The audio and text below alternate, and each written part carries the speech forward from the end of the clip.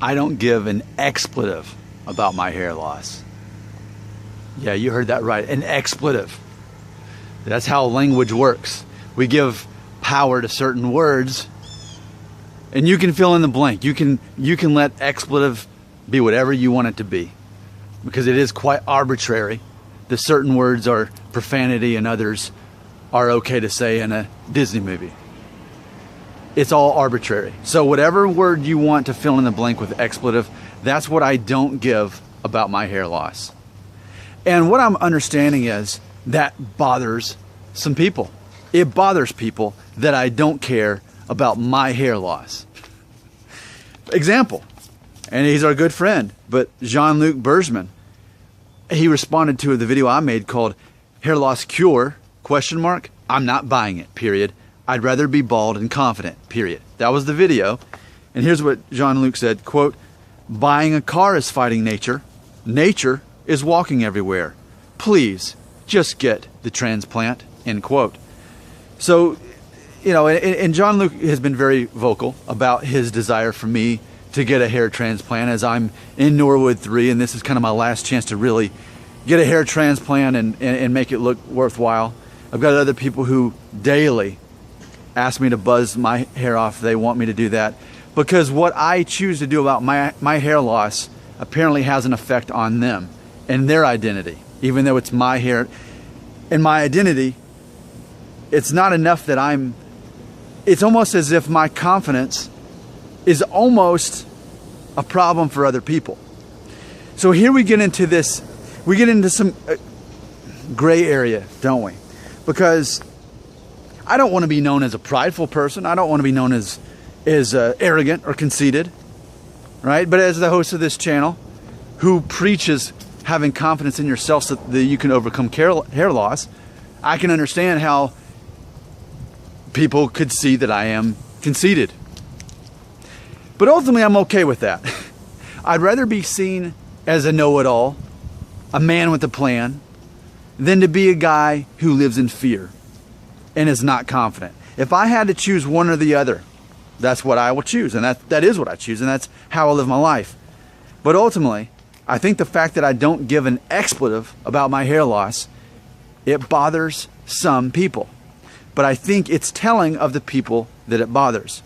I think it tells about those people that those are the people who are not going to be able to overcome their hair loss without at least trying to do something to stop it, like a hair transplant or like alopecia. And there's nothing wrong with that. That's how certain people are wired.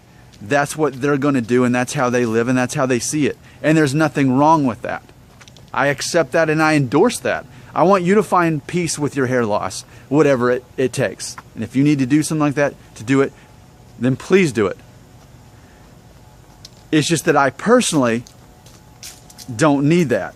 Why? Because I don't give an expletive about my hair loss. Let's really consider that. You do understand that, right? You do understand that I truly don't care about my hair loss. I don't care about my hair loss. Robert has even noted that it appears that I have a hair loss death wish. A hair loss death wish. He's also pointed out, and I accept this label, this title with pride, that I'm a balding advocate. I say, let's just do this thing. It's funny because I keep talking about how your identity has everything to do with your confidence level and vice versa, right? And as your body's changing and you're losing your hair, well, that's not part of what your identity has been for your life leading up to now. And now that that's changing, you have an identity crisis. Who is this version of me without hair? And I think for me, what I've already done is I've already adopted that identity. So for me, I look in the mirror, I'm in Norwood 3 with some thinning. And here's what I think. I don't give an expletive. This, if you need a visual, this is an expletive, right? And I don't give it. Actually, I guess I gave it to the pavement, but hey, here comes the truck. They're about to mow the lawn or something. Okay, I don't think they'll mess the video up though, right? So, if I don't give an expletive about hair loss, I look in the mirror and I see a guy who has Norwood 3, but internally my identity is already a guy who is bald. It might as well be. It doesn't matter. My confidence level, my identity, I'm no greater or less of a person without hair. And I know that and I believe that. And like I said, your hair reality is true. And someone had commented yesterday saying, it's like the saying, whether you believe you can or you cannot, it is true. I accept that some people will never get to the level that I am in hair loss. It's almost like martial arts where you get, you know, different level belts. I kind of have to feel like I'm a black belt. When I can collect 200 subscribers who are willing to watch 3 videos a day, which often equals 25 minutes a day, I'd have to think I'm a black belt, which again goes back to the concept, am I conceited?